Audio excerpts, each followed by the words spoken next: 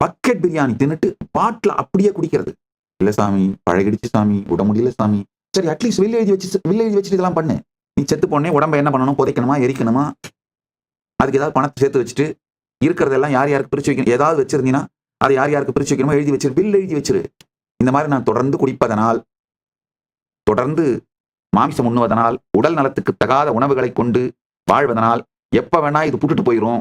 எழுது, உட்கார்ந்து எழுதுனீங்கன்னா தான் இந்த உண்மை புரியும். என்ன சாமி, புது வருஷம் பிறக்கிற நேரத்தில் இப்படி எல்லாம் சொல்றீங்களே, தயவு செய்து என்னை மன்னித்து விடுங்கள். நேர்மறையாகவும் ஒரு சத்தியத்தை சொல்ல வேண்டும், எதிர்மறையாகவும் அந்த சத்தியத்தை சொல்ல வேண்டும். அதாவது சரியானதை செய்தால் வாழ்க்கை எப்படி இருக்கும் என்றும் நான் உங்களுக்கு சொல்ல வேண்டும், சரியானதை செய்யவில்லை என்றால் வாழ்க்கை எப்படி போகும் என்பதையும் உங்களுக்கு சொல்ல வேண்டிய கடமை எனக்கு இருப்பதனால் சொல்லுகின்றேன். இது வலித்தால் என்னை மன்னித்து விடுங்கள், ஆனால் நான் சொல்வது உண்மை.